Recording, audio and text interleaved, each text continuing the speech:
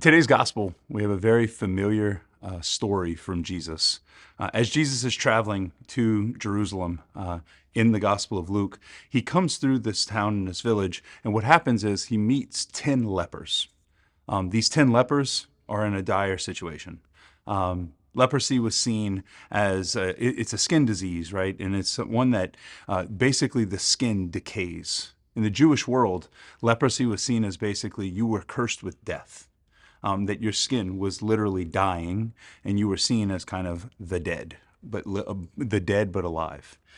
As Jesus is passing, these 10 lepers approach him, crying out, asking him to heal them. As he does, he looks at them and he says, "Go and show yourself to the priest." Along the way, though, the lepers notice that they've been healed, and one returns back to him giving thanks and praise. Now, it's interesting because both our gospel and our first reading have to do with leprosy. Both of them have to do with gratitude. But if we're going to be honest about gratitude, gratitude requires three things. First thing is that we have to receive something. For us to be grateful, we have to receive.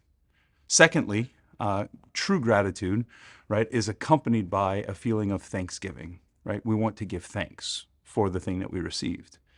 And then finally, gratitude is defined by putting the thing that we have received to use. As we find ourselves in the middle of October, as we find ourselves inching ever closer to Christmas, I can't help but think of times when I was a kid that I got presents and gifts from people that may or may not have been the most useful, I'll say. Times that I've received the gift and I've been very, very thankful. I've told the person thank you, but it didn't really get put to use. I know in our family, Mom made a point that if you received something, you said thank you, you gave a hug, and you gave a kiss, whether you liked it or not, right? But for us to show true gratitude, in these lepers' life especially, what we see is that for them to show true gratitude, it meant that they not only received healing, received a newness of life, but they also, one, went and showed thanksgiving, and then Jesus' command is to go and live, right? To go and follow, to go and proclaim what he has received. Leprosy is a dire situation in the New Testament, in the Old Testament, and all throughout the Bible. But leprosy is nothing compared to the state that we find ourselves in sin. Mankind is destined for death. Mankind carries the wounds of our first parents in original sin. Mankind has been justly condemned. And yet, the Lord gives us new life. The Lord offers us something that's brand new. The Lord offers us forgiveness and mercy. Are we grateful? Are we grateful for what we have received? We are given indiscriminately this newness of life through Jesus' sacrifice. Are we thankful for it? If we're thankful for it, how do we then show it? How then do we put the new life that we have received to use? How do we put it to work? I want to suggest to us that for us to do these things, that for us to receive something, we have to open ourselves to receive it. For us to receive the mercy of God, the new life that God provides, the new life that God has promised, we have to open ourselves and actually accept it. In the church, the most powerful and particular way that we can do that is through the sacrament of confession, where through God's mercy, new life is bestowed on every one of us. I know as a priest, it's one of my favorite things to hear when someone starts a confession that, "Bless me, Father, if I have sinned. It's been 40 years since my last confession." My response is always, "Welcome back."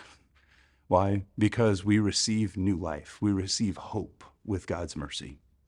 And secondly, if we're thankful, right? The word Eucharist means thanksgiving. The word Eucharist explicitly in Greek means thanksgiving. When we go to Mass, we reveal and we show how thankful we are by giving praise and worship to God. He meets us, he feeds us, and we are thankful back.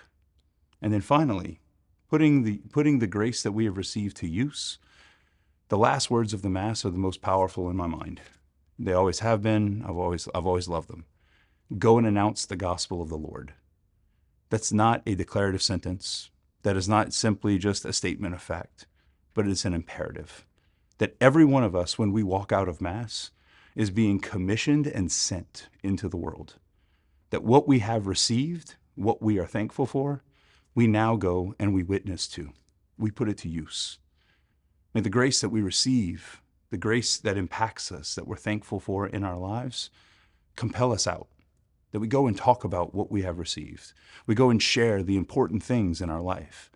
We go testify to the hope that we carry. Today, our readings are about gratitude. And I think as we come to this moment in our liturgical calendar, as we come towards the end of this liturgical year, the Lord invites us to show this gratitude and graciousness for what we have received, what we are thankful for, and that we would be his disciples and put that grace to use.